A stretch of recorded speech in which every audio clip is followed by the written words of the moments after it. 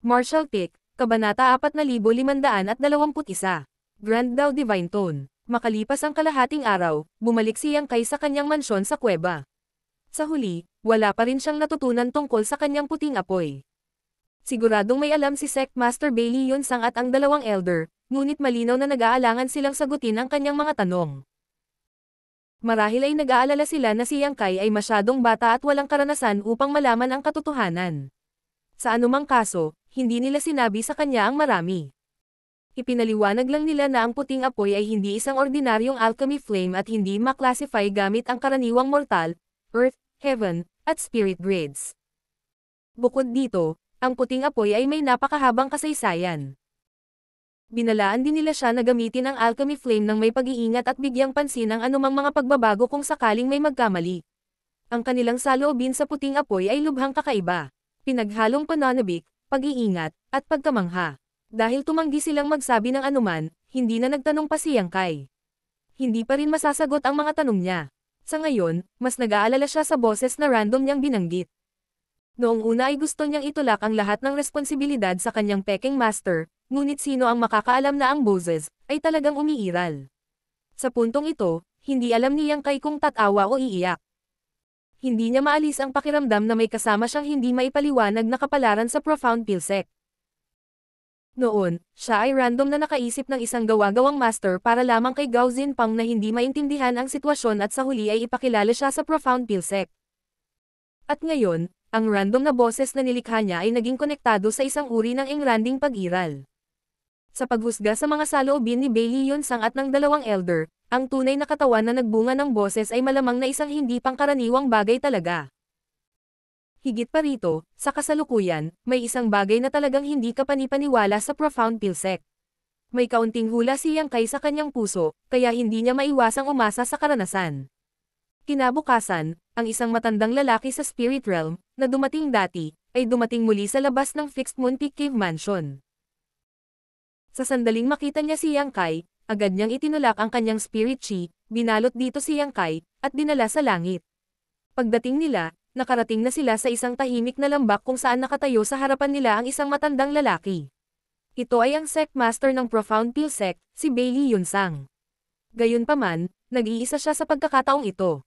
Ang dalawa pang elder mula kahapon ay wala nang makita. Humakbang si Yang Kai bilang pagbati. Tumanggo si Bailey Yunsang. Sumama ka sa akin. Pagkatapos sabihin iyon, nanguna si Bailey Yunsang at mabilis na sumunod si Yang Kai sa likuran. Habang sumusulong sila, dumaan sila sa maraming checkpoint at mga hadlang. Habang nasa daan, naramdaman ni Yang Kai ang hindi mabilang na mga spirit realm masters na nakatago sa mga anino sa kanilang paligid, lahat sila ay maingat na nagmamasid sa paligid. Ang pangunawa ng mga spirit realm masters na ito ay mahigpit na nakakandado sa kanyang katawan nang lumampas siya sa kanila kasama si Bailey Yunsang, na nagparamdam kay Yang Kai na parang tinutusok siya ng mga tinak. Ito ang restricted area ng Profound Pilsek. Tanging ang sect master na ito at ilang iba pang elder ang pinapayagang makapasok sa lugar na ito. Ang sinumang gustong pumasok sa lugar na ito ay kailangang gumastos ng malaking halaga ng mga kontribusyon na puntos upang makakuha ng access. Bilang karagdagan, kakailanganin nilang pumasa sa isang inspection upang matiyak na sila ay ganap na tapat sa Profound Pilsek bago sila payagang pumasok. Ipinaliwanag ni Bailey Yunsang habang sumusulong. May nararamdaman ka ba? Biglang lumabas ang tanong ni Bailey Yunsang. Umiling si Yang Kai bilang tugon. Pag-uulat sa sect master, wala akong nararamdamang partikular. Hindi na abala si Bailey Yunsang sa natanggap niyang sagot at nagpatuloy lang sa pagsulong. Pagkaraan ng ilang sandali, naramdaman ni Yang Kai na sinundan niya si Bailey Yunsang sa tiyan ng isang bundok. Biglang nagliwanag ang kanyang paningin nang makarating siya sa lugar na ito. May isang malaking yungib sa gitna ng bundok, at ang yungib ay napuno ng banayad na liwanag na nagpapaliwanag sa buong lugar. Ang tingin ni Yang Kai ay agad na iginuhit patungo sa isang bagay sa kanyang harapan. Sa hindi kalayuan ay may isang istruktura na hugis altar, at isang anti-gang apat na paa na kaldero ang nakaupo sa ibabaw nito. Ang kaldero ay humigit kumulang kalahati ng taas ng isang lalaki at makikita sa isang sulyap na ito ay napakatanda na. May mga malinaw na bakas na dulot ng paglipas ng panahon na sumasakop sa buong kaldero. Ang kaldero ay napuno din ng isang makapal na puting hamog na umaagos palabas, tulad ng isang tumutulo na agos ng tubig, na pinupuno ang buong espasyo ng kakaibang kapangyarihan. Sa ilalim ng epekto ng kakaibang kapangyarihang ito, naramdaman ni Yang Kai na nagiging kalmado at mapayapa ang kanyang isip. Maging ang kanyang kaluluwa ay umabot sa hindi pa naganap na punto ng kailanawan. Sa sandaling ito, nakaramdam ng inspirasyon si Yang Kai at biglang itinuwid ang kanyang daliri na parang espada at tumalikod upang harapin ang dingding ng kuweba. Ina-activate ang kanyang spirit chi, nagsimula siyang mag-scribble ng kung ano sa dingding. Nagulat si Bailey Yunsang sa biglaang pagkilos ni Yang Kai. Hindi niya alam kung anong galit ang dumating sa batang ito, ngunit nang pipigilan na niya ito, bahagyang nagbago ang ekspresyon ng mukha nito. Tila may napagtanto siya at nagmamadaling tumahimik habang sa halip ay binibigyang pansin ang mga galaw ni Yang Kai. Napuno ng kaluskos at kaluskos ang hangin. Maaaring restricted area ang lugar na ito, ngunit ang malaking kaldero ang tanging bagay na may halaga sa lugar na ito. Ang iba pang mga kuweba at altar ay naglalaman lamang ng mga normal na bagay. Salamat sa mga aksyon ni Yang Kai, sunod-sunod na hanay ng mga salitang makapal ang laman ang lumitaw sa dingding ng kuweba. Bilang kapalit, isang makapal na patong ng alikabok ang mabilis na namuo sa kanyang mga paa. Ang buong proseso ay nagpatuloy sa kalahating oras ng insenso. Pagkatapos, bigla siyang umungol at napahawak sa ulo niya. Ang mga kakaibang galaw niya kanina ay biglang tumigil. Lumapit si Bailey Yunsang sa gilid ni Yang Kai at tinitigan ang mga salitang nakasulat sa dingding ng kuweba ng may kumikinang na mga mata. Ang kanyang ekspresyon ay puno ng purong pananabik, at bumulong siya sa ilalim ng kanyang hininga. Hindi ka panipaniwala, Sect Master. Bahagyang umiling si Yang Kai bago siya tumalikod at tumawag. Oh, ayos ka lang ba? Noon lamang naalala ni Bailey Yunsang na suriin ang kalagayan ni Yang Kai. Umiling si Yang Kai. Okay lang ako, Sect Master, ano? Anong nangyari? Ngumiti si Bailey Yunsang kay Yang Kai. Hindi mo ba naaalala ang ginawa mo? Tinitigan ni Yang Kai ang mga salitang nakaukit sa dingding ng kuweba at tulalang sinabi, hindi ako masyadong sigurado sa aking sarili. Parang may biglang sumabog sa ulo ko at natanggap ko ang kaalamang ito sa hindi malamang dahilan. Natakot ako na baka makalimutan ko, kaya mabilis kong isinulat ito. Kung ako ay nagkamali, mangyaring parusahan ako, Sect Master. Magaling. Hindi ka nagkamali. Napakahusay ng ginawa mo. Si Bailey Yunsang ay emosyonal na tumingin kay Yang Kai bago siya bumalik para tumingin sa dingding. Ito ay isang recipe ng tableta. Alam mo ba kung para saang pill recipe ito? Saglit na nag-isip si Yang Kai. Dapat ito ang recipe ng tableta para sa tinatawag na Mortal Yuan pill. Ang pill na ito ay magiging lubhang kapakipakinabang sa mga nasa mortal realm kapag napino. Pagkasabi noon ay parang nabigla siya. Kakaiba, bakit ko malalaman ito? Hindi ko pa natutunan ang recipe ng tableta na ito bago. Tinapik ni Bailey Yunsang ang balikat ni Yang Kai. Huwag kang mataranta. Ito ay hindi isang masamang bagay. Sa kabaligtaran, ito ay isang pagpapala. Kung bakit mo alam ito? Isipin mong mabuti ang nangyari kanina. Nag-isip si Yang Kai. Ilang sandali pa, sumagot siya. Pagkatapos sundan ang Sect Master dito, nakita ko ang malaking kaldero doon at pagkatapos ay nakarinig ako ng kalabog sa aking ulo. Tapos, hindi kaya may kinalaman ang lahat ng ito sa pagsabog na iyon. Sinabi ni Bailey Yunsang. Ang Old Master na ito ay walang narinig na anumang pagsabog. Hindi ko rin alam kung ano ang tunog. Pag-isipan itong mabuti. Narinig mo na ba ang tunog na iyon kahit saan pa? Nag-iisip si Yang Kai. Katulad ito ng boses na narinig ko sa Fixed Moon Peak, ngunit mas malakas at mas malinaw. Tumanggaw si Bailey Yunsang at itinuro ang malaking kaldero. Iyan ang pinanggalingan ng boses na narinig mo kanina. Tumingin si Yang Kai sa direksyong iyon at nagtatakang nagtanong. Sect Master, ano ang kaldero na iyon? Ang kaldero na iyon. Naging mataimtim ang ekspresyon ni Bailey Yunsang at yumuko siya ng malalim sa malaking kaldero na mabilis na nagpaliwanag. Iyon ay isa sa 10 Great Divine Armaments, ang Medicine King Furnace. Nagulat si Yang Kai. Ito ang Medicine King Furnace. Talaga, tumanggaw si Bailey Yunsang. Hindi ka panipaniwala, tahimik na tinitigan ni Yang Kai ang Medicine King Furnace. Akala mo ano? Na ang Divine Armaments ay dapat na kumikinang at nagliliwanag. Tumawa si Bailey Yunsang. Ang bawat isa sa 10 Great Divine Armaments ay kumakatawan sa isang grand down ng mundo na ito. Maaaring wala silang magandang hitsura, ngunit walang alinlangan na sila ang pinakamahalagang bagay sa Divine Armament World. Ang disipulong ito ay naliwanagan na. Nakatingin sa Medicine King Furnace, bahagyang napabuntong hininga si Bailey Yunsang. Alam mo ba kung bakit ka dinala ng Old Master na ito? Umiling si Yang Kai. Sa lohikal na pagsasalita, Ang isang heaven-grade alchemist na tulad mo na kamakailan ay sumali sa sect ay hindi kailanman makakakuha ng mga kwalifikasyon upang makipag-ugnayan sa Medicine King Furnace. Tulad ng sinabi sa iyo ng Old Master kanina, ang lugar na ito ay restricted area ng Profound Peel Sect. Tanging itong Old Master at ilang Elder ang pinahihintulutang pumasok sa lugar na ito. Bukod pa riyan, ang ibang mga disipulo ay hindi lamang kailangang gumastos ng malaking halaga ng mga kontribusyon na puntos ngunit nagpapakita rin ng ganap na katapatan sa sekta upang makapasok sa lugar na ito at tuklasin ang mga misteryo nito. Misteryo. Si Yang Kai ay mahigpit na naunawaan ang pangunahing punto. Tumanggo si Bailey Yonsang na may tame time na ekspresyon. Oo, mga misteryo. Ang mga misteryo ng Grand Alchemic daw. Ang bawat isa sa 10 mahusay na divine armament ay kumakatawan sa isang grand daw ng mundo na ito, at ang Medicine King Furnace ay kumakatawan sa Alchemic daw. Mayroong hindi mabilang na Alchemic daw truths na nasa loob ng Medicine King Furnace. Kung masusulyapan mo lamang ang isa sa mga misteryo sa loob, makikinabang ka ng walang katapusan sa buong buhay mo. Tumigil sandali, ngumiti siya kay Yang Kai. Ang mahinang boses na narinig mo ay ang Grand Dao Divine Tone ng Medicine King Furnace. Paminsan-minsan ay maririnig ng Old Master ang boses na iyon, ngunit ito ay palaging malabo at malabo. Wala pa akong natatanggap na pakinabang na tulad mo. Si Yang Kai ay mukhang natigilan. Kaya sinasabi mo na nagawa kong pagbutihin ang recipe ng tableta ng 10 Revolutions Clear Heart Pill salamat sa Medicine King Furnace, at hindi dahil ang aking mga alaala na tinuruan ng Hanord Master ay muling lumitaw. At, ang recipe ng tabletang iyon para sa Mortal Yuan Pill. Mabuti. Hinaplos ni Bailey Yonsang ang kanyang balbas at tuwang tumingin kay Yang Kai. Medyo malayo dito ang tirahan mo sa Fixed Moon Peak. Hindi sa banggitin, mayroong iba't ibang mga depensa sa lugar upang protektahan ang lugar na ito. Gayunpaman, hindi iyon naging hadlang sa iyong marinig ang Grand Dao Divine Tone ng Medicine King Furnace. Nangangahulugan iyon na mayroon kang koneksyon sa Medicine King Furnace. Dahil doon, gumawa ng exception ang Old Master na ito para dalhin ka rito. Sa paghusga mula sa sitwasyon, ito ay isang matalinong hakbang. Natanggap mo kaagad ang mga turo ng Medicine King Furnace at nakuha mo ang recipe ng tableta para sa Mortal Yuan Pill sa sandaling dumating ka. Kung mananatili ka rito ng pangmatagalan, mas malaki ang iyong ani. Nagulat si Yang Kai sa mga salitang iyon, ngunit sa halip na kaligayahan, nakaramdam siya ng pangamba.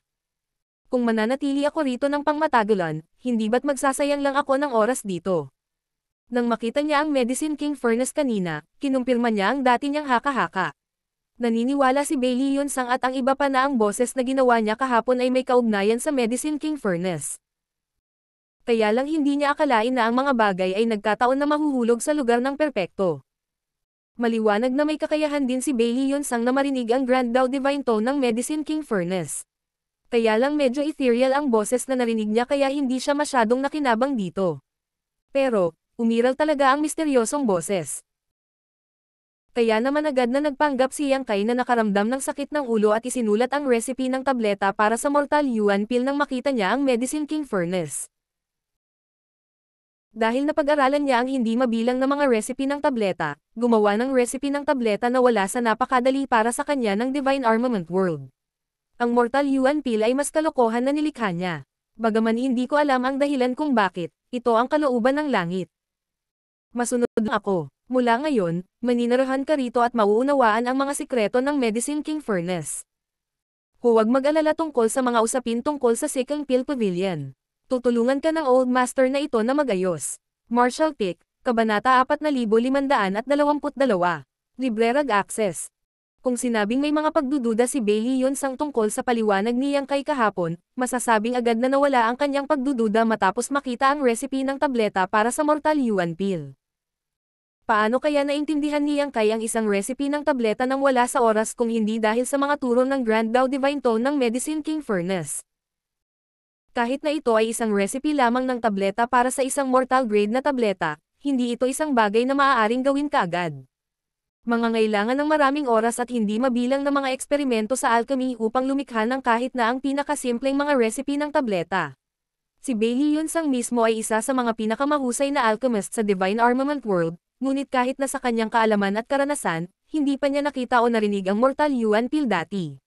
Masasabi lamang na ang Divine Armament ay nagpakita ng kanyang prestihiyo at ipinasa ang pamana nito sa mga disipulo nito.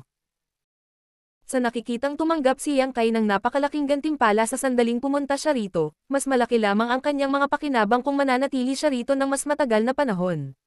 Iyon ay lubhang kapaki-pakinabang sa Profound Pilsec. Sa kabilang banda, si Yang Kai ay lihim na nagmumura sa kanyang puso.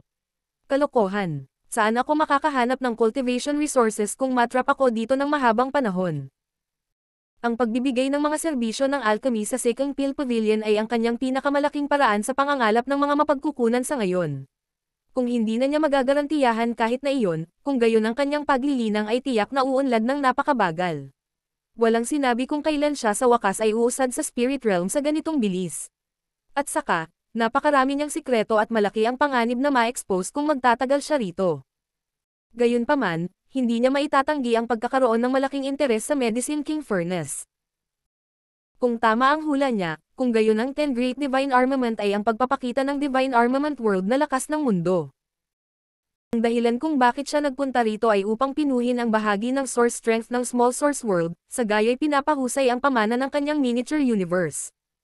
Sa sandaling pumasok sa isip niya ang pag-iisip na iyon, mabilis niyang sinabi. Hindi ko kaya, Sect Master. Kumunat ang noo ni Bailey Yunsang at nagtanong. Bakit hindi? Nararamdaman mo ba na ang iyong kalayaan ay pinaghihigpitan sa pagpunta dito? Kung iyon ang kaso, hindi mo kailangang mag-alala ng labis. Mula ngayon, magkakaroon ka ng librerag access sa restricted area na ito. Maglalabas din ng utos ang Old Master na ito na ipaalam sa mga bantay sa labas ang tungkol sa bagay na ito. Dapat mong malaman na ito ay isang napakalaking pagkakataon para sa iyo. Ang disipulong ito ay nagpapasalamat sa iyong kabaitan, Sect Master. Mataimtim na kinuyam ni Yang Kai ang kanyang kamao. Sa totoo lang, Sect Master, kahit na nakuha ng disciple na ito ang recipe ng tableta para sa Mortal Yuan Pill pagkatapos na sumabog ang boses na iyon sa aking isipan kanina, ang disipulong ito ay pakiramdam na parang malapit ng mahati ang ulo ko ngayon. May mga bituin na sumasayaw sa aking paningin at pakiramdam ko ay may mangyayaring hindi maganda kung patuloy akong mananatili rito. Natigilan si Bailey Yunsang nang marinig niya ang mga salita. Bagamat naririnig niya ang boses ng Medicine King Furnace, ang narinig niya ay parang malabong bulong. Dahil dito, hindi niya matukoy kung nagsasabi ng totoo si Yang Kai. Gayunpaman, ang pagtingin sa maputlang kutis ni Yang Kai at labis na pagpapawis, ang mga salitang iyon ay tila hindi peke. Nag-isip siya sandali bago siya tumanggo. Marahil ang Old Master na ito ay sabik sa mabilis na tagumpay. Ang Medicine King Furnace ay isang divine thing, kaya sa iyong paglilinang, tiyak na hindi ito isang bagay na maaari mong makontak sa mahabang panahon. Pagkatapos ng ilang oras na pag-isipan, sa wakas ay idinagdag niya. Kung ganoon, bibigyan ka ng Old Master na ito ng karapatang malayang ma-access ang restricted area. Maaari kang pumunta at makinig sa Grand Dao Divine Tone ng Medicine King Furnace sa tuwing sa tingin mo ay angkop ito. Kung nakakuha ka ng anumang mga pakinabang mula sa iyong karanasan, ayusin ang iyong mga natuklasan at ibigay ang mga ito sa Old Master na ito. Susunod ako sa utos mo, Sect Master. Nagmamadaling ikinulong ni Yang Kai ang kanyang kamao. Ang kinalabasan na ito ay walang alinlangan ang pinakamahusay na inaasahan niya. Maaari siyang pumunta at umalis ayon sa gusto niya. Kaya, hindi nito mapipigilan siya sa pagbibigay ng mga serbisyo ng alchemy sa Second Pill Pavilion. Huwag kang mag-alala, ang iyong kontribusyon sa pangunahing sekta ay hindi mawawalan ng gantimpala. Hihilingin ng Old Master na ito sa Contribution Hall na suriin ang bawat ani na makukuha mo sa lugar na ito at gantimpalaan ka ng kaukulang mga kontribusyon na puntos. Bagamat kamakailan ka lang sumali sa sekta, sigurado akong alam mo na ang pagkakaroon ng mas maraming kontribusyon ay isang magandang bagay. Maaari mong ipagpalit ang anumang gusto mo gamit ang mga kontribusyong puntos na iyon.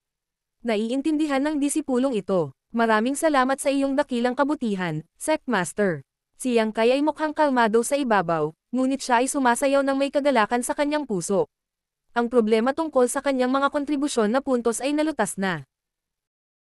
Sa pagkakaroon ng hindi mabilang na mga recipe ng tableta sa kanyang ulo, maaari lang siyang random na pumili ng isa mula sa kanyang repertoire at makakuha ng napakalaking halaga ng mga kontribusyon na puntos. Tapusin na natin ang mga bagay-bagay dito ngayon. Kung masama ang pakiramdam mo, dapat kang bumalik at magpahinga ng mabuti. Gayun din, huwag kalimutang ayusin at ibigay ang pinahusay na recipe ng tableta para sa 10 Revolutions Clear Heart Pill pati na rin ang ilan sa mga alchemy techniques na ipinakita mo kahapon. Oo. Hindi nagtagal pagkatapos ng kanilang pagbabalik mula sa restricted area, muling dumating ang isang matandang lalaki. Sa pagkakataong ito, iniabot niya ang isang gintong token kay Yang Kai. May malaking profound na karakter na nakaukit sa token. Nakita ni Yang Kai ang token na ito kahapon habang ang Great Elder Wu Fenghua at Third Elder Yu Boyang ay parehong may dalang katulad. Ang matanda ay may kakaibang ekspresyon sa kanyang mukha nang ibigay niya ang token kay Yang Kai. Malinaw na ito ang unang pagkakataon niyang makakita ng Heaven Grade Alchemist na tumatanggap ng token ng Elder. Magkagayunman, siya ay palaging isang tahimik na tao kaya hindi siya nagtanong kahit isang tanong sa kabila ng kanyang pagkamausisa. Gamit ang token na ito, malayang lumabas at umalis si Yang Kai mula sa restricted area ayon sa gusto niya. Bagamat gusto niyang suriin ang Medicine King Furnace sa lalong madaling panahon, nadama niya na pinakamahusay na huwag kumilos ng masyadong sabik upang hindi magbunyag ng anumang mga pagkakamali. Sa mga sumunod na araw, bilang karagdagan sa pagbibigay ng mga serbisyo ng alchemy sa mga mapagkukunan ng pagilinang, inayos din ni Yang Kai ang pinahusay na recipe ng tableta para sa 10 Revolutions Clear Heart Pill at ilan sa mga alchemy techniques na ipinakita niya dati. Pagkatapos, pumunta siya sa contribution hall ng Profound Pill Sect para ibigay ang mga bagay na ito sa sect. Halata na ang mga tao sa contribution hall ay nakatanggap ng balita ng maaga. Personal na sinuri ng isa sa mga elder na namamahala sa contribution hall ang mga bagay na dinala ni Yang Kai, at hindi lamang siya puno ng papuri, ginawaran din niya si Yang Kai ng malaking halaga ng kontribusyon. Ang bilang ng mga kontribusyon na puntos na iginawad ay napakalaki na maging si Yang Kai ay nagulat din. Kung nangyari ito ng 2 pang beses, magkakaroon siya ng sapat na kontribusyon na puntos upang ipagpalit sa recipe ng tableta para sa 100 Revolutions Clear Heart Pill. Makalipas ang ilang araw, sa wakas ay naramdaman ni Yang Kai na ang oras ay tama na at muling nagmadali patungo sa restricted area. Matapos isabit ang gininto ang profound token sa kanyang baywang, naging maayos ang kanyang paglalakbay na walang mga hadlang. Maraming layer ng proteksyon sa restricted area, ngunit walang hamarang sa kanyang dinadaanan. Hindi nagtagal ay nakarating siya sa pinakamalalim na bahagi ng restricted area at nakaharap muli ang Medicine King Furnace na inilagay sa altar. Katulad noong nakaraan, ang Medicine King Furnace ay umaapaw sa puting fog na napakakapal na halos solid na. Pinuno ng puting hamog na iyon ang buong espasyo ng napakagandang kapangyarihan ng katahimikan at kapayapaan. Tumingin sa kaliwa at kanan, tuwang-tuwa si Yang Kai nang makitang walang tao sa paligid niya. Noong huling beses siyang dinala ni Bailey Yonsang dito, wala pa siya sa posisyon para imbestigahan ang lugar na ito. Ngayon na siya lang ang tao ngayon dito, natural lang na naglaan siya ng oras para pag-aralan ang katotohanan ng Medicine King Furnace. Sa paghakbang sa tuktok ng altar, umikot si Yang Kai sa paligid ng Medicine King Furnace ng ilang beses at natuklasan na walang kakaiba sa bagay na ito mula sa labas. Ito ba ay talagang karapat-dapat sa reputasyon ng 10 Great Divine Armaments? Ang iba pang 9 na Divine Armaments ba ay mura sa hitsura? Magkagayunman, totoo ang sinabi ni Bailey Yonsang. Maaaring hindi maganda ang hitsura ng Divine Armaments, ngunit sila ang pinakamahalagang bagay sa mundo dahil ang bawat isa sa kanila ay kumakatawan sa isang Grand Dao. Ang Medicine King Furnace ay natatakpan ng masalimuot na mga pattern, at habang sinusuri ni Yang Kai ang mga pattern, bigla siyang natauhan. Ang mga pattern ay tila hindi static ngunit sa halip ay patuloy na nagbabago tulad ng mga buhay na nilalang kapag siya ay tumutuon. Bukod dito, malabo niyang natuklasan ang isang misteryo sa gitna ng pagbabago ng mga pattern. Mukhang tama ang sinabi ni Bailey Yonsang. Ang Medicine King Furnace ay tiyak na naglalaman ng mga misteryo ng alchemic daw sa Divine Armament World. Kung mauunawaan ng isang tao ang mga misteryong nakatago sa loob ng patuloy na nagbabago at umaagos na mga pattern, tiyak na magkakaroon ng hindi masusukat na epekto sa pagpapabuti ng kanilang alchemic daw. Gayunpaman, hindi mapakali si Yang Kai na siyasatin ang mga pattern na ito, dahil gaano man kahanga-hanga ang Medicine King Furnace, kinakatawan lamang nito ang alchemic daw ng Small Source World na hindi kapakipakinabang sa kanya. Ang inalagaan niya ay ang Medicine King Furnace mismo. Huminga ng malalim, iniunat niya ang kanyang kamay at inilagay ito sa Medicine King Furnace. Sa sumunod na sandali, isang dagandong na tunog ang umalangaw-ngaw sa kanyang isipan na parang tunog ng kampana sa umaga. Agad na naramdaman ni Yang Kai ang kanyang soul na nanginginig ng hindi mapigilan, nagbabantang mahati ang kanyang ulo sa sakit. Hindi na niya napigilan ang sarili, napaungol siya sa sakit. Walang tigil ang pagkibot ng kanyang buong katawan at maging ang kanyang kamay na nakadiin sa ibabaw ng Medicine King Furnace ay kuyom ng mahigpit. Medyo matagal bago siya unti-unting kumalma muli. Magkagayunpaman, walang katapusan ang pag-ungol sa kanyang ulo. Ang kanyang buong kaluluwa ay nanginginig ng malakas kaya hindi siya makapag-concentrate bilang resulta. Ang karanasang ito ay nagbigay sa kanya ng pakiramdam na ang Medicine King Furnace ay lumalaban sa kanyang hawakan at likas na tinatanggihan siya. Pagkaraan ng ilang oras na pagninilay-nilay, naramdaman ni Yang Kai na ang hindi pangkaraniwang bagay na ito ay nauugnay sa kanyang pinagmulan. Siya ay isang tunay na tagalabas sa mundong ito, samantala, ang Medicine King Furnace ay kumakatawan sa isa sa mga Grand Daos ng mundong ito. Natural lang natanggihan at lalabanan siya nito. Gayunpaman, ang maikling pakikipag-ugnayan na ito ay nagbigay daan sa kanya na kumpirmahin na ang Medicine King Furnace ay talagang naglalaman ng aura ng Source Strength. Mukhang hindi mali ang kanyang unang haka-haka noong una siyang pumasok sa mundong ito. Upang pinuhin ang Source Strength ng Divine Armament World, kailangan niyang magsimula sa 10 Great Divine Armaments, dahil ang mga ito ay pisikal na pagpapakita ng World Force ng Divine Armament World. Orihinal na inisip ni Yang Kai na kailangan niyang maghintay ng 100 taon hanggang sa susunod na Divine Armament Tournament upang makipag-ugnayan sa 10 Great Divine Armaments. Sino ang makakaalam na ang pagkakataon ay biglang darating? Sa ilalim ng mga sitwasyong ito, ang unang instinct ni Yang Kai ay pasiglahin ang kanyang Spirit Chi sa pagtatangkang pinuhin ang Medicine King Furnace. Hanggat kaya niyang pinuhin ang Medicine King Furnace, ito ay katumbas ng pagkuha ng 10% ng Source Strength ng Divine Armament World. Ang World Force ay magiging kabisera upang pahusayin at palakasin ang kanyang sariling miniature universe kapag siya ay lumabas sa Divine Armament World. Higit sa lahat, hindi siya magdaranas ng anumang mga nakatagong panganib salamat sa kanyang pag-iral at pagsisikap sa Divine Armament World. Ang World Force ay lubos na katugma sa kanya. Isa ito sa mga cultivation shortcut para sa Open Heaven Realm Masters na binanggit ni Shu Linggang sa simula. Ang Espiritu Chi ni Yang Kai ay lumundag, bumuhos sa Medicine King Furnace sa tuloy-tuloy na bilis, gayunpaman, ang mga epekto ay minimal sa pinakamahusay. Nararamdaman niya na ang Medicine King Furnace ay sumisipsip ng kanyang Spirit Chi, ngunit ang rate ng pagkonsumo ay napakataas. Maliwanag, ang pagpino sa banal na armament na ito ay hindi isang bagay na maaaring gawin sa isang gabi. Sa wala pang kalahating oras ng incense stick, halos maubos ang Spirit Chi ni Yang Kai. Dapat sabihin na gumugol siya ng hindi mabilang na mga mapagkukunan sa kanyang paglilinang. Dahil dito, ang Spirit Chi na nakaimbak sa kanyang katawan ay lubhang nakakatakot kumpara sa iba sa parehong realm. Walang sino man sa 5th grade Heaven Realm Master ang maihahambing sa kanya, habang kahit ang mga nasa tuktok ng Heaven Realm ay wala sa parehong antas. Magkagayunman, si Yang Kai ay halos isang lamparan na nauubusan ng langis pagkatapos ng maikling panahon. Mukhang kailangan kong dahan-dahang mag-isip ng ibang paraan para pinuhin ang Medicine King Furnace. Buti na lang, malaya kong naa-access ang lugar na ito ngayon.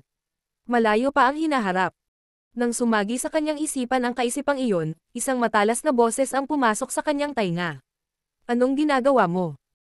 Lumingon si Yang Kai sa direksyon kung saan nanggaling ang boses kung saan nakita niya ang isang babaeng nakasuot ng imperial na damit na malamig na nakatingin sa kanya. Napakaganda ng hitsura ng babaeng ito. Mukhang nasa early 30s pa lang siya at may nakakaakit na kurba ang katawan. Ang kanyang magandang buhok ay hinayla sa likod ng kanyang ulo sa isang marangal na tinapay. Sa kabila ng hindi kailanman nakilala ni Yang Kai ang taong ito, matalas na nasal ayan ni Yang Kai ang gintong token na nakasabit sa kanyang baywang. Kaya, mabilis niyang binawi ang kanyang mga kamay at huminga ng malalim bago niya ikinumpas ang kanyang kamao bilang pagbati. Yang Kai ng Fixed Moon Peak, binabati si Martial Ante. Martial Peak, Kabanata 4523. Pagpino sa Medicine King Furnace. Yang Kai. Mahigpit na kumunat ang magandang noo ng babae bago siya napagtanto pagkaraan ng ilang sandali. Ikaw ang disipulong iyon na sumali sa sekta kamakailan.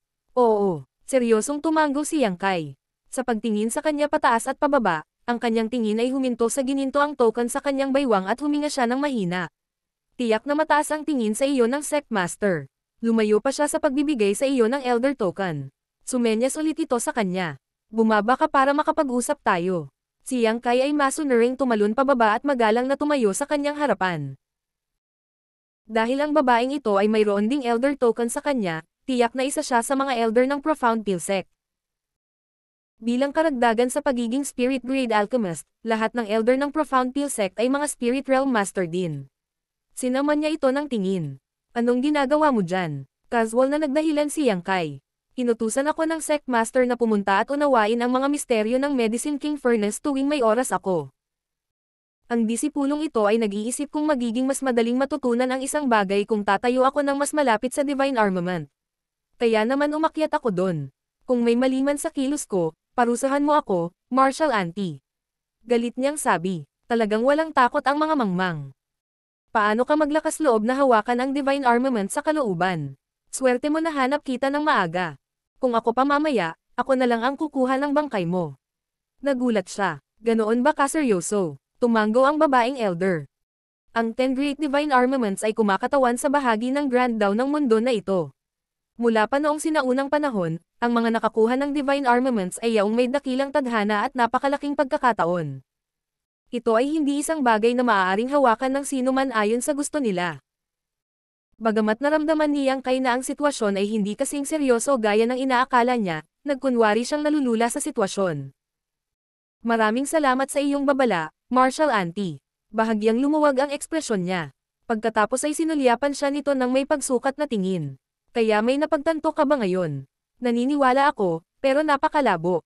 Kakailanganin ko ng mas maraming oras upang ayusin at maunawaan ito. Marahan siyang tumango. Narinig ko ang tungkol sa iyo. Dahil may koneksyon ka sa Medicine King Furnace, kung gayon ay huwag mong bigon ang mga inaasahan ng Sect Master sa iyo. Ngunit, huwag kalimutan ito, huwag kumilos ng padalos-dalos at labis na abutin ang iyong sarili para sa kapakanan ng kasakiman. Kung hindi, walang makakapagligtas sa iyo kung may nangyaring mali. Oo. Matigas na tumango si Yang Kai, kahit na hindi niya maiwasang makaramdam ng kakaiba.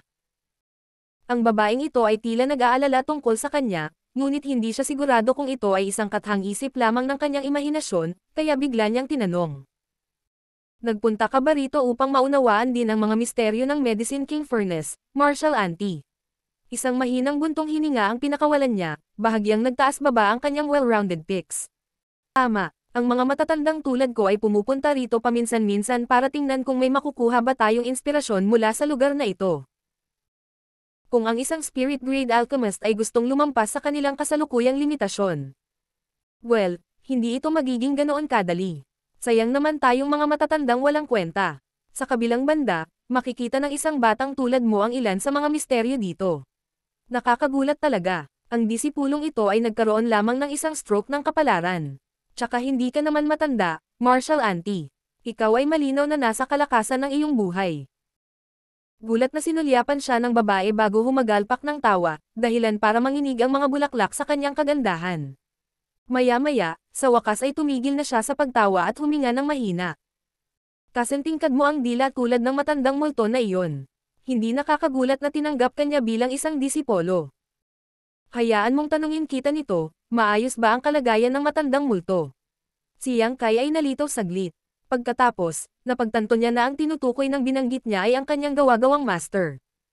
Sa pagtingin sa kanyang ekspresyon at pakikinig sa tono ng kanyang boses, ang babaeng ito ay tila may mas malalim na relasyon sa kanyang peking master. Ngayon, naiintindihan na niya kung bakit tila nag-aalala ito sa kanya. Nang itinuro ng Hanord Master ang disipulong ito, napakabata pa ng disipulong ito. Wala akong masyadong matandaan mula noon, ngunit medyo malusog ang Hanord Master noong panahong iyon. Lalo na nang nagkamali ang disipulong ito. Napakalakas niya sa pagpalo sa ilalim ng disipulo na ito. Saglit na natigilan ang babae bago ito masayang tumawa. Ang kanyang init ng ulo ay tiyak na nag-iiwan ng maraming naisin, ngunit ang kanyang paningin ay tila malayong-malayo gaya ng dati. Bata ka pa noon, kaya natural lang na sampilan kanya kapag hindi mo naabot ang mga pamantayan niya. Sigurado akong magiging proud siya kung malalaman niya ang mga nagawa mo ngayon. Pagkatapos noon, nagtanong siya sa kanya ng ilan pang mga katanungan, kung saan si Yang Kai ay maaaring magkaroon ng mas maraming kalokohan o sinabi lang na hindi na niya naaalala, upang hindi magbunyag ng anumang mga depekto. Gayunpaman, ang babae ay nakinig ng may sarap kahit gaano kahalaga ang bagay na iyon. Ilang sandali pa ang lumipas bago siya nag-wave ng kamay para paalisan siya. Mukhang pagod ka na, dapat kang bumalik at magpahinga. Kung magkakaroon ka ng anumang problema, maaari kang pumunta at bisitahin ako sa Chenluo Peak. Karaniwan akong nakatira doon. Maraming salamat, Martial Auntie. Ang disipulong ito ay aalis na. Sa pagbabalik sa Fixed Moon Peak, pumunta siyang kay Yang Wei at nagtanong tungkol sa mga pangyayari. Noon lang niya nalaman na ang Peak Master ng Chenluo Peak ay isang elder na kilala bilang Lanyin. Iyon siguro ang babaeng nakasalubong niya sa restricted area kanina. Noong una ay gustong magtanong pa ni Yang Kai tungkol sa kanyang master, ngunit sa kasamaang palad, si Yang Wei ay nakatira na sa Blood Warrior Hall mula pa noong bata pa siya kaya alam lang niya ang tungkol sa pag-iral ng taong ito sa Profound Peel Sect, ngunit wala siyang ibang alam, kaya wala siyang masasabi kay Yang Kai. Sa totoo lang, sinadya man o hindi sinasadya, nagsimulang maghanap si Yang Kai para sa higit pang impormasyon tungkol sa kanyang inaakalang master mula pa noong sumali siya sa Profound Peel Sect. Sumali siya sa Profound Peel Sect bilang legacy disciple ng taong iyon, kaya hindi masakit na alamin ang lahat hanggat kaya niya tungkol sa taong ito. Sa hindi inaasahang pagkakataon, walang records tungkol sa kanya sa Records Hall. Dahil hindi siya masyadong makapagtanong sa iba at baka malantad niya ang kanyang mga kasinungalingan, hanggang ngayon ay nabigo si Yang Kai na malaman ang tungkol sa kanyang master. Ang mga sumunod na araw ay walang nangyari. Nagbigay si Yang Kai ng mga serbisyo ng alchemy sa Second Peel Pavilion para makuha ang mga kinakailangang cultivation resources para sa kanyang sarili. Kasabay nito, naglakbay siya sa restricted area at pabalik sa pagtatangkang pinuhin ang Medicine King Furnace. Hindi niya alam kung may ibang tao sa Profound Peel Sect na sinubukang pinuhin ang Divine Armament noon, ngunit sigurado siya na may mga nauna, pagkatapos ng lahat, sino ang hindi matutokso kapag ang banal na bagay ay nakaupo lamang sa restricted area. Mas malamang na sinubukan ni Sect Master Bailey Yunsang at ng iba pang elder na pinuhin ang Medicine King Furnace ngunit nabigo lamang sa kanilang mga pagtatangka. Iyon ay dahil hindi niya naramdaman ang anumang bakas na naiwan ng iba mula sa Medicine King Furnace. Sa kabaligtaran, si Yang Kai ay gumawa ng kaunting pag-unlad sa tuwing pupunta siya roon. Ang pagpino sa Medicine King Furnace ay isang pangmatagalang proseso at hindi ito isang bagay na maaaring makamit sa maikling panahon. Sa pagkonsumo ng malaking mapagkukunan, ang paglilinang ni Yang Kai ay patuloy na tumaas. Bilang karagdagan, nakaisip din siya ng ilang mga peel recipe at alchemy techniques na hindi kabilang sa Divine Armament World. Sa tuwing nangyari iyon, makakatanggap siya ng malaking bilang ng mga kontribusyon na puntos. Higit pa rito, ang mga elder ng Profound Peel Sect ay magsasaliksik ng mga bagay na naisip niya na may malaking pagkahumaling. Naredim na ni Yang Kai ang recipe ng tableta para sa 100 Revolutions Clear Heart Peel at ang kanyang cultivation ay dahan-daang umakyat sa 9th grade Heaven Realm. Hindi magtatagal bago siya handa na sumulong sa Spirit Realm. Wala siyang planong pinuhin para sa kanyang sarili ang 100 Revolutions Clear Heart Peel. Sa napakaraming kontribusyon ng mga puntos sa kanyang pag-aari, maaari niyang gastusin ang mga ito upang ipagpalit sa isang 100 Revolutions Clear Heart Peel mula sa Profound Peel Sect sa halip at makatipid sa kanyang sarili ng ilang oras at pagsisikap. Sa puntong ito, wala pang 2 taon mula nang pumasok siya sa Profound Peel Sect. Ang Heaven Devouring Battle Law ay nakakatakot at kahanga-hanga. Kung hindi niya piniling linangin ang Heaven Devouring Battle Law sa Divine Armament World noon, hindi niya mararanasan ang ganoong pagsabog na paglaki sa maikling panahon. Ang Heaven Defying Evil Art na ito ay lubos na nagpaikli sa kanyang cultivation time. Sa kasamaang palad, ang mga kakulangan ng Evil Art na ito ay unti-unti ring nalalantad ang kanilang mga sarili. Si Yang Kai ay nasa 9th grade Heaven Realm na ngayon, isang hakbang na lang mula sa pagsulong sa Spirit Realm. Kasabay nito, ang lakas ng kanyang Dragon Vein ay labis na pinasigla at ang kanyang pangangatawan ay hindi kapani-paniwalang malakas. Sa simula, naniniwala si Yang Kai na maaaring mabawi ng kanyang Dragon Vein ang marami sa mga nakatagong panganib na dulot ng paglinang ng Heaven Devouring Battle Law, at iyon nga ang nangyari sa mga unang yugto ng kanyang paglilinang. Wala siyang naramdamang mali noong panahong iyon, kaya may kumpiyansa at sabik niyang nilinang ang Heaven Devouring Battle Law. Gayunpaman, habang lumilipas ang panahon at tumaas ang kanyang paglilinang, ang kanyang Dragon Vein ay hindi na nakasabay sa paglilinis na kailangan ni Yang Kai.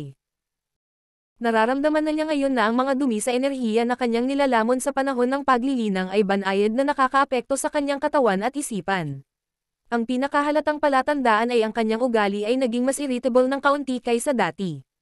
Paminsan-minsan ay nakakaranas siya ng random na pag-init ng ulo nang walang anumang partikular na dahilan. Hindi ito magandang senyales.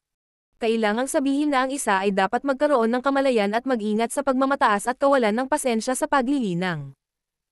Kung ang kanyang isip ay nabalisa sa isang kritikal na sandali, may mataas na posibilidad na magdusa mula sa cultivation dissonance.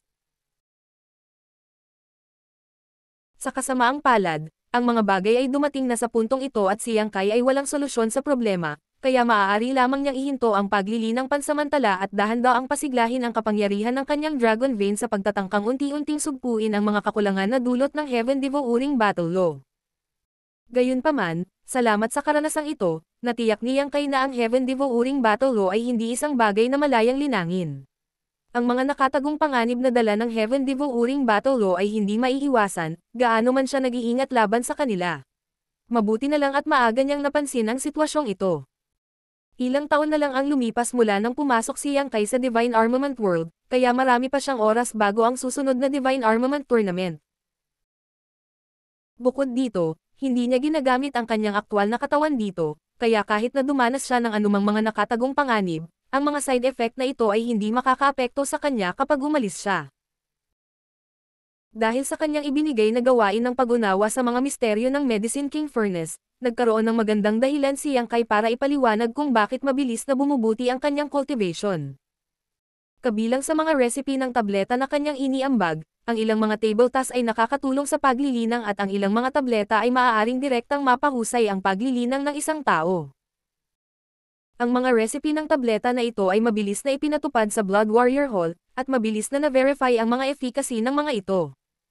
Hanggat ang isa ay may mga tabletang ito at sapat na mapagkukunan ng pagtatanim, hindi magiging mahirap para sa kanila na dagdagan ang kanilang paglilinang. Gayunpaman, walang masyadong nagbigay pansin sa paglilinang ni Yang Kai sa ngayon. Para sa isang alchemist, ang cultivation ay isang auxiliary lamang upang suportahan ang kanilang alchemy, hindi ito ang kanilang pangunahing focus. Lumipas ang oras, lumipas ang isang taon. Sa nakalipas na taon, ang paglilinang ni Yang Kai ay hindi na tumaas pa. Nanatili siya sa 9th grade Heaven Realm. Dahil napansin niya ang mga disbentahan ng paglinang ng Heaven Devouring Battle Law, siya ay nagsumikap ng husto upang pasiglahin ang kanyang Dragon Vein upang makatulong na maalis ang mga nakatagong panganib. Sa kabila ng lahat ng kanyang pagsisikap, gayunpaman, ang ilan sa mga banayad na nakatagong panganib na dulot ng Heaven Devouring Battle Law ay nanatili, sa kabila ng kanyang Dragon Vein ay napalakas ng husto sa panahong ito. Ang maliliit na nakatagong panganib na iyon ay parang gangrene na namumuo sa kanyang katawan at hindi niya ito maalis kahit gaano pa niya kalalim ang paghukay sa mga ugat nito. Kaya, hindi mapigilan ni Yang Kai na makaramdam ng kawalan. Ang lakas ng Heaven Devouring Battle Law ay makikita rin sa sitwasyong ito, na itinatampok ang napakalaking lakas nito sa ibang aspeto. Hindi maintindihan ni Yang Kai kung paano nagawang linangin ni Wukong ang secret art na ito. Sa lohikal na pagsasalita, si Wukong ay dapat na matagal nang nawala sa kanyang isip. Higit pa dahil ang kanyang cultivation ay lumaki sa ganoong antas na ang Heaven Devouring Battle Law bilang kanyang pundasyon. Sa kabila ng dapat na mangyari, si Wukong ay buhay at sumipa. Hindi lang iyon, nagawa pa niyang makalusot sa Myriad Demon's Heaven. Ang pag-iisip lamang tungkol dito ay hindi kapanipaniwala, kaya hanga si Yang Kai sa talento at henyo ng lalaking iyon. Sa kabilang banda, parehong lumaki sina Hwarong at Yang Wei. Walang gaanong masasabi tungkol kay Hwarong. Nasa 6th grade Heaven Realm na siya noong una siyang nagsimulang maglingkod sa ilalim ni Yang Kai. Ang pagkakaroon ng kanyang kultibasyon sa gayong murang edad ay nangangahulugan na ang kanyang kakayahan ay namumukod tenji sa unang lugar, at pagkatapos maglingkod sa ilalim ni Yang Kai, nakatanggap siya ng halos walang limitasyong supply ng iba't ibang mapagkukunan ng pagtatanim at mga table tasks. Kaya, sumulong siya upang maging isang tunay na Spirit Realm Master kalahating taon na ang nakalipas. Maaaring nagsimula si Yang Wei sa mas mababang katayuan, ngunit napakatugma niya sa Supreme Tyrant Body Art na itinuro sa kanya ni Yang Kai. Sa paglipas ng mga taon, naabot din niya ang 9th grade Heaven Realm kaya tulad ni Yang Kai, maaari siyang sumulong sa Spirit Realm anumang oras. Kaya lang hindi siya pinayagan ni Yang Kai na umabant ng ganoon kabilis. Gusto ni Yang Kai na sanayin niya at hasain ang kanyang lakas sa Heaven Realm ng kaunti pa upang patatagin ang kanyang pundasyon bago subukang makapasok. Martial Pick, Kabanata 4524. Paglabas ng espada mula sa kaluban. Ang mga araw sa Profound Teal Sect ay sobrang komportable at nakakaaliw. Paminsan-minsan, nagsasagawa si Yang Kai ng alchemy upang makakuha ng maraming mapagkukunan ng paglilinang. Gayunpaman, karamihan sa kanyang oras ay ginugol sa pagpino sa Medicine King Furnace. Isang araw, biglang pumasok si Yang Wei at tinakpan ang kanyang kamao na may tame time na ekspresyon habang tinuturuan ni Yang Kai si Wan Yingying. Nagpatuloy si Yang Kai sa pagtuturo ng kaunti pa bago niya itinaas ang kanyang ulo para tingnan si Yang Wei. Ano iyon? Sumagot si Yang Wei. Master, may dumating na mensahe mula sa Second Pill Pavilion. May isang tao na tinatawag na Li Xingqing na naghanap sa iyo na may air report. Li Xingqing. Napataas ang kilay ni Yang Kai sa pangalan. Ano ang sinabi niya? Umiling si Yang Wei. Hindi niya sinabi, pero parang apurado. Dalhin mo siya dito. Itinuro ni Yang Kai. Oo. Tumugon si Yang Wei at muling nagmadaling umalis. Nag-aalalang tanong ni Wan Yingying. Eldest senior brother, may nangyari ba sa main sect? Ang biglaang pagdating ni Li Xingqing mula sa Void Spirit Sword Sect ay medyo nabagabag sa kanya. Hindi niya maiwasang mag-isip kung may nangyari ba sa kanilang tahanan. Palagay ko hindi, umiling si Yang Kai. Kahit na siya ay nanatili sa Profound Pill Sect sa loob ng ilang taon, ang kanyang pakikipag-ugnayan sa main sect ay hindi kailanman naantala. Karaniwang nagpapalitan sila ng liham sa isa't isa tuwing 2 buwan. Ang huling sulat mula sa Master Sect ay 1 buwan pa lang ang nakalipas, kaya kung may nangyari, aabisuhan siya ni Su Changfa. At saka, isa na siyang kilalang Heaven Grade Alchemist. Sa pagprotekta ni Yang Kai sa Void Spirit Sword Sect, hindi maraming tao sa Divine Armament World ang maglalakas loob na saktan sila. Huwag kang mag-alala, malamang wala lang. Baka may sasabihin sa atin ang Hanord Master. Tiniyak siya ni Yang Kai habang hinahaplos ang kanyang ulo. Gumagawa siya ng isang hindi tiyak na tunog bilang tugon at tahimik na tumayo sa gilid. Sa kabila ng pagtiyak kay Wan Yingying kung hindi, si Yang Kai ay may malabong pakiramdam na may nangyari nga sa main sect. Kung hindi, hindi na kailangan ni Li Xingqing na tumakbo dito ng personal. Hindi nagtagal bago pinamunuan ni Yang Wei si Li Xingqing sa loob. Kahit ilang taon na silang hindi nagkita, hindi pa rin tumatanda ang matandang ito. Bagkus, siya ay tila naging mas bata. Nasa Earth Realm lang siya noon, pero nasa Heaven Realm na siya. Tsaka, nasa Second Grade Heaven Realm siya. Kaya lang medyo maalikabok siya at magulo sa malayong paglalakbay. Binati ni Li Xingqing si Master. Magalang na binati ni Li Xingqing si Yang Kai. Tumanggo si Yang Kai. Bakit ka naparito? Si Li Xingqing ay mukhang solemn. Sa pag-uulat kay Master, ang dating Sect Master ay biglang nagkasakit kalahating buwan na ang nakalipas. Ipinadala ng 2 elder ang Old Master dito para imbitahan kang bumalik para tingnan, Master. Ano? Napatayo si Wan Yingying sa mga salitang iyon at kinakabahang bumulalas. May sakit ang Hanord Master. Katulad nito, naging malungkot ang ekspresyon ni Yang Kai. Bakit nangyari ito? Iniyuko ni Li Xingqing ang kanyang ulo at sumagot. Sinabi ng 2 elder na ang dating Sect Master ay matanda na at mahina, at ang biglaang pagbaba ng kanyang sigla ay tila nauugnay sa mga pinsalang natamo niya noong siya ay bata pa. Mabilis na nagtanong si Wan Yingying. Kumusta ang Hanord Master nang umalis ka? Mabilis na sinagot ni Li Xingqing ang tanong. Wala siyang malay. Hindi maganda ang kanyang kalagayan, ngunit hindi siya dapat nasa panganib pansamantala. Magkagayunman, tumagal ng kalahating buwan ang Old Master na ito sa paglalakbay dito, kaya hindi ko alam kung ano na siya ngayon. Eldest senior brother. Sa bingit ng luha, nilinggan ni Wan Yingying si Yang Kai.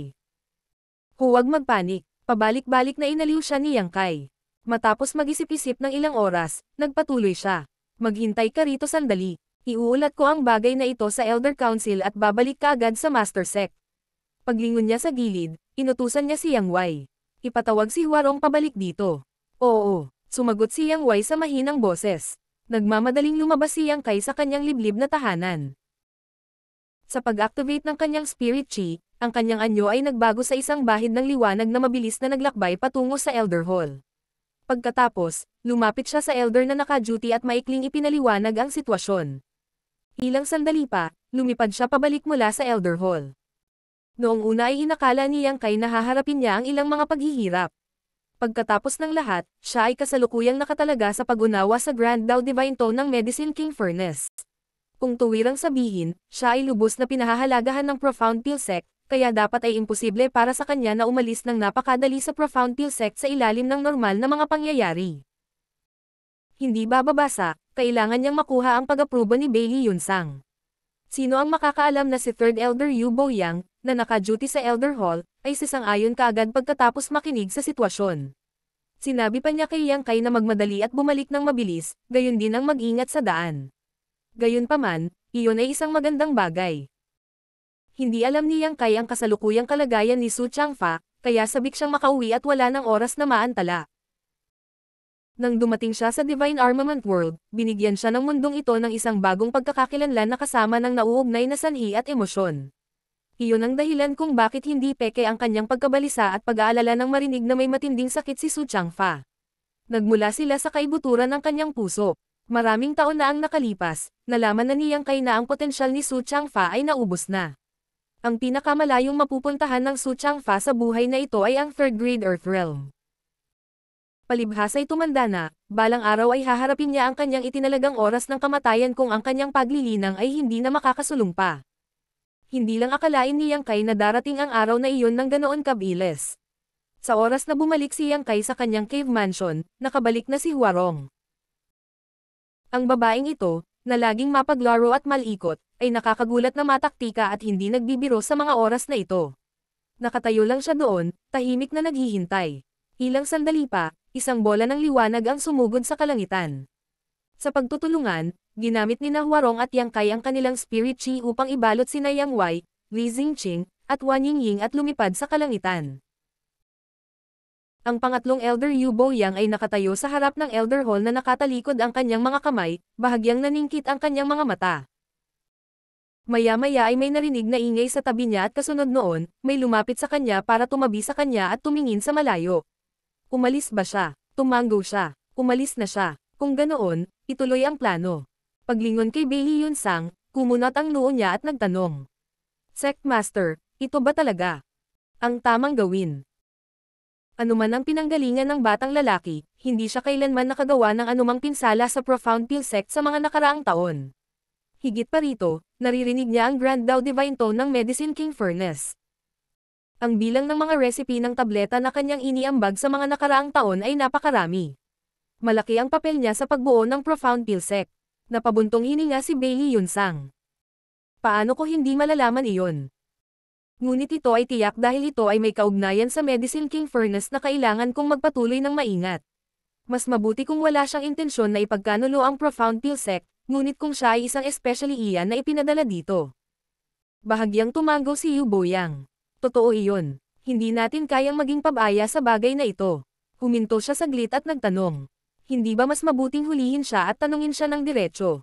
Bakit kailangan pang akitin siya? Umiling si Bailey Yunsang. Sikat na siya ngayon, at walang sino man sa mga heaven-grade alchemist sa sect ang makakaagaw sa kanya sa talento. Kung ang bagay na ito ay kumalat sa publiko, tiyak na magiging magulo kung may ibang mga alagad na makakapansin. Mas mabuting magpatuloy ng tahimik sa ngayon. Maipapaliwanag natin ang sitwasyon kapag nalaman natin ang katotohanan. Tumango si Yu Boyang sa mga salitang iyon.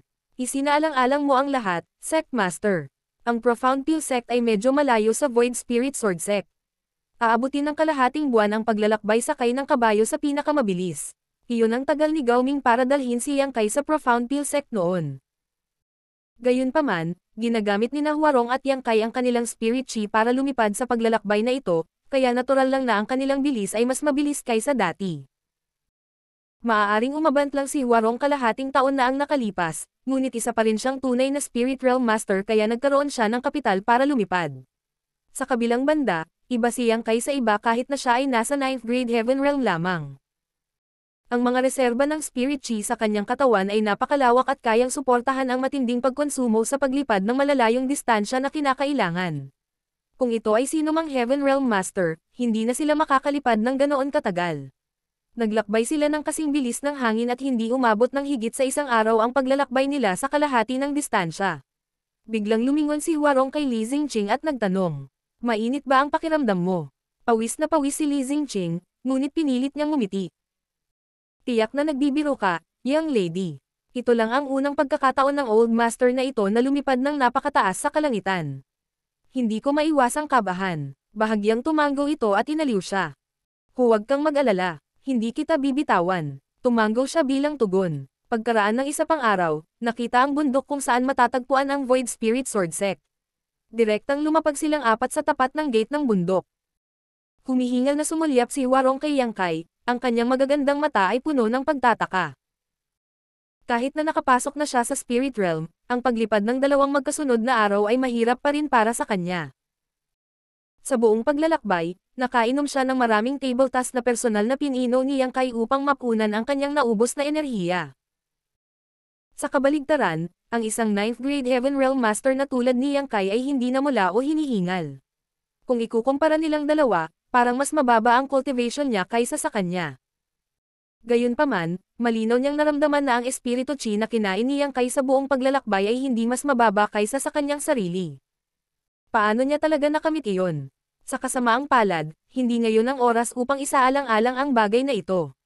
Pagkalapag nila, agad na naramdaman ni Huarong na may mali dahil walang nagbabantay sa gate ng bundok ng Void Spirit Sword Sect. Bukod dito, ang buong Void Spirit Sword Sect ay tila walang laman. Ito ay ganap na tahimik sa loob, gayunpaman, alam niyang may ilang malalakas na aura sa paligid at tahimik na nanonood sa kanila. Master. Bahagyang huminga si Huarong at humakbang palapit kay Yang Kai, ang kanyang magagandang mata ay kumikislap ng mabangis na liwanag. Humigting din ang pangangatawan ni Yang Wei. Tulad ng isang rumaragasang ominous beast, isang hindi maipaliwanag na malevolent aura ang biglang lumabas sa kanyang buong katawan. Nanginginig ang kanyang laman, kasunod ang mga kaluskos na nagmumula sa loob ng kanyang katawan. Ilang sandali pa, tumangkad ng halos 10 sentimetro ang buong katawan niya. Bagamat wala siyang makapangyarihang pangunawa ni Huarong, mayroon siyang matalas na instinct. Tulad ng isang ominous beast na nahulog sa bitag ng mga ngaso, ang iba't ibang hindi pagkakasundo sa kanyang paligid ay nagparamdam sa kanya na para bang nakaharap siya sa isang mabigat na kaaway. Li Xingqing. Bahagyang ipinikit ni Yang Kai ang kanyang mga mata at mahinang tumawag. Narito ang subordinate na ito. Sumagot si Li Xingqing na nakayuko. Nanginginig ang kanyang buong katawan na parang dahon sa hangin at walang tigil na tumutulo ang pawis sa kanyang noo. Paano kita tinatreto? Si Yang Kai ay sumulyap ng patagilid kay Li Xingqing na may malamig na tingin sa kanyang mga mata. Nanginginig si Li Xingqing. Kung wala ang iyong tulong, hindi na sana makapasok ang Old Master na ito sa Heaven Realm. Sa Old Master na ito, ang iyong pabor ay katumbas ng pagkakaloob ng bagong pagpapaupa sa buhay. Binigyan talaga ng bagong upa sa buhay. Malamig na bamantong hininga si Yang Kai. Kaya ganito ang igaganti mo sa akin. Namutla ang kutis ni Li Xingqing, ngunit matigas ang ulo niyang iginiit. Ano ang ibig mong sabihin, Master? Hindi naiintindihan ng subordinate na ito. Bibigyan kita ng huling pagkakataon. Kumusta ang aking Hanord Master? Nakatitig ng malalim si Yang Kai sa mga mata ni Li Xingqing, ang kanyang tono ay napakalungkot.